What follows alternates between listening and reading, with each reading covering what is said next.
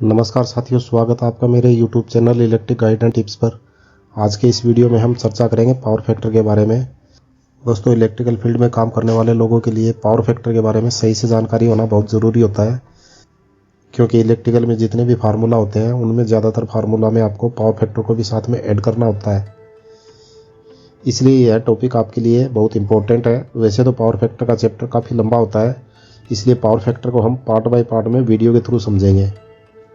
Video के इस first part में पावर फैक्टर में मेन पॉइंट पे चर्चा करेंगे ताकि वीडियो ज़्यादा लंबा ना हो। इसलिए वीडियो को लास्ट तक पूरा देखिए ताकि पावर फैक्टर को आप अच्छे से समझ पाए। साथियों, इलेक्ट्रिकल में जो पावर फैक्टर होता है उसको हम इसकी शॉर्ट फॉर्म पीएफ से भी लिख सकते हैं, या फिर हम इसको cos फाई से भी डिनोट कर सकते हैं, या फिर हम इसको पावर फैक्टर इसकी फुल फॉर्म के साथ में भी लिख सकते हैं या फिर बोल सकते हैं। इलेक्ट्रिकल इक्विपमेंट में इन तीनों में से अगर कोई एक भी लिखा हुआ मिलता है तो इसका मतलब है कि इस इक्विपमेंट में पावर फैक्टर की वैल्यू को बताया जा रहा है। आपको इनके तीनों अलग अलग नाम से कंफ्यूज नहीं होना है, इन तीनों का मीनिंग सेम ही होता है। अब हम बात करते हैं पावर फैक्टर क्या होता है। सबसे पहली बात यह है कि पावर फैक्टर सिर्फ एसी सप्लाई में होता है, डीसी सप्लाई में कोई पावर फैक्टर नहीं होता है।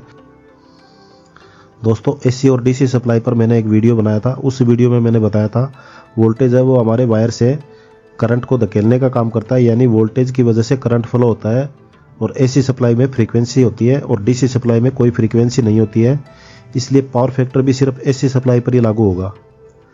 अब दूसरा पॉइंट यह है कि एसी सप्लाई में पावर फैक्टर का सीधा रिलेशन वोल्टेज, करंट और फ्रीक्वेंसी से होता है, और एसी सप्लाई में जो फ्रीक्वेंसी होती है वह साइन वेव में चलती है। वोल्टेज और करंट साइन वेव के साथ फ्लो करते हैं, लेकिन इन दोनों की साइन वेव अलग अलग होती है, और इन दोनों की साइन वेव में जो फेज डिफरेंस होता है वही पावर फैक्टर कहलाता है। या फिर हम इसको यह भी कह सकते हैं cosine of angle between voltage and current in AC supply is called power factor. अगर आप इसको दूसरे तरीके से कहें तो ratio of active power and apparent power is power factor. Cos phi जो पावर फैक्टर होता है इसको निकालने का फार्मूला होता है cos phi is equal to kilowatt upon KVA. Kilowatt है वो एक्टिव पावर है, इसका मतलब होता है ट्रू पावर, और केवीए है वो अपरेंट पावर होता है, इसका मतलब होता है आभासी पावर। लेकिन इसके बारे में हम अगले वीडियो में डिस्कस करेंगे ताकि वीडियो ज़्यादा लंबा ना हो। तो दोस्तों, इस तरह पावर फैक्टर वोल्टेज और करंट के बीच का एक रेशियो होता है। उदाहरण के लिए हम एक मोटर लेते हैं और मोटर के दोनों टर्मिनल पर एक फेस वायर और एक न्यूट्रल वायर जोड़ते हैं। तो हमने जो फेस वायर से मोटर के अंदर वोल्टेज और करंट को फ्लो किया, और न्यूट्रल जो है वो सिर्फ हमारे सर्किट को कंप्लीट करने का काम करता है और सर्किट में रिटर्न पाथ प्रोवाइड करने का काम करता है। तो हमारी मोटर में वोल्टेज और करंट फेस वायर के थ्रू जा रहा है, लेकिन एक्चुअल में इसका फ्लो वेव फॉर्म में होता है। वोल्टेज और करंट की साइन वेव एक साथ पॉजिटिव डायरेक्शन में फ्लो होगी और एक साथ नेगेटिव डायरेक्शन में फ्लो होती है। तब तक पावर फैक्टर एकदम सही होता है, जिसको हम यूनिटी पावर फैक्टर कहते हैं। दोस्तों, पावर फैक्टर 3 प्रकार के होते हैं। पहला है यूनिटी पावर फैक्टर, दूसरा है लैगिंग पावर फैक्टर, और तीसरा होता है leading power factor. Unity power factor वो होता है जिसमें पावर फैक्टर की वैल्यू 1 होती है, जिसको हम सबसे अच्छा पावर फैक्टर मानते हैं। दूसरा है lagging power factor. Lagging power factor में पावर फैक्टर की वैल्यू 1 से नीचे जाने लगती है। यह वैल्यू 0.8 से लेकर 0.99 तक होती है। इसका मतलब पावर फैक्टर की वैल्यू 1 से कम है। कई बार यह वैल्यू 0.7 तक भी चली जाती है, जिसको हम सबसे खराब पावर फैक्टर मानते हैं। और तीसरा है leading power factor. Leading power factor में पावर फैक्टर की वैल्यू 1 से ऊपर जाने लगती है, जो कि फिर माइनस में चली जाती है। और ये तीनों ही पावर फैक्टर डिपेंड करते हैं हमारे यूज़ होने वाले लोड पर। इलेक्ट्रिकल में यूज़ होने वाले सर्किट में कुछ लोड ऐसे होते हैं जिनमें वोल्टेज और करंट की वेव फॉर्म साथ में चलती है, लेकिन कुछ लोड ऐसे भी होते हैं जिनमें करंट है वो वोल्टेज की वेवफॉर्म के साथ ना होकर पीछे रह जाता है, जिसे हम करंट लैगिंग कहते हैं।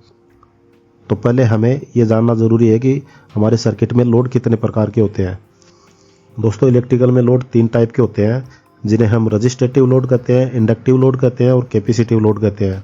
रजिस्टेटिव लोड में वो इक्विपमेंट होते हैं जिनमें कोई हीटिंग एलिमेंट लगे होते हैं, या फिर वो उपकरण जिन्हें पावर देने पर गर्म होकर लाल हो जाते हैं, जैसे हीटर, बल्ब, आयरन, पानी गर्म करने की road, water kettle, water heater. इस तरह के लोड रजिस्टेटिव लोड की कैटेगरी में आते हैं। इस तरह के उपकरण में पावर फैक्टर 1 होता है, जिसको हम यूनिटी पावर फैक्टर कहते हैं। जो कि सबसे बेस्ट पावर फैक्टर माना जाता है। इस तरह के लोड में वोल्टेज और करंट की साइन वेव समांतर चलती है और वोल्टेज और करंट है एक साथ में पॉजिटिव डायरेक्शन में फ्लो होगा और एक साथ में नेगेटिव डायरेक्शन में फ्लो होगा। अब बात करते हैं इंडक्टिव लोड की। जिन इक्विपमेंट में रोटेशन करने वाला कोई पार्ट लगा होता है जो मैग्नेटिक फ्लक्स जनरेट करता है, या फिर ऐसे इक्विपमेंट जिनमें रोटर है वो मैग्नेट की सहायता से घूमता है, उनको हम इंडक्टिव लोड कहते हैं। या फिर यह भी कह सकते हैं जिन इक्विपमेंट की वाइंडिंग में कॉइल होती है उनको हम इंडक्टिव लोड कहते हैं। हमारे जितने भी इंडक्टिव इक्विपमेंट होते हैं उनका पावर फैक्टर वैल्यू 1 से नीचे ही पाया जाता है और इन इक्विपमेंट में पावर फैक्टर की वैल्यू 0.8, 0.85 या फिर 0.9 तक होती है। अगर इंडक्टिव लोड में पावर फैक्टर की वैल्यू 1 से कम होती है तो हमारा पावर फैक्टर खराब माना जाता है।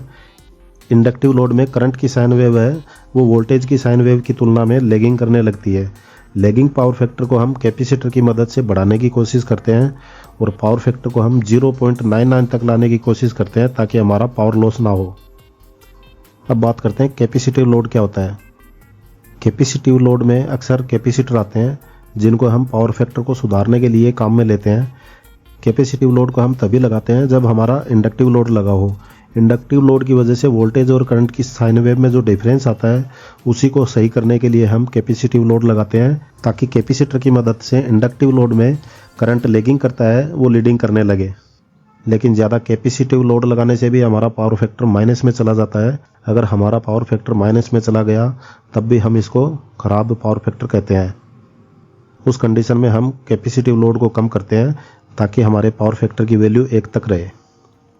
तो दोस्तों उम्मीद है इस वीडियो के फर्स्ट पार्ट में आपको पावर फैक्टर का बेसिक समझ में आया होगा। अगली वीडियो में हम पावर फैक्टर को और ज़्यादा डिटेल से समझेंगे। अगर आप इस चैनल पर नए हैं तो चैनल को सब्सक्राइब करके बेल आइकॉन पे ऑल को क्लिक करें ताकि इस चैनल पे अपलोड होने वाले वीडियो के नोटिफिकेशन आप तक पहुंच सके। दोस्तों मिलते हैं अगले वीडियो में। धन्यवाद।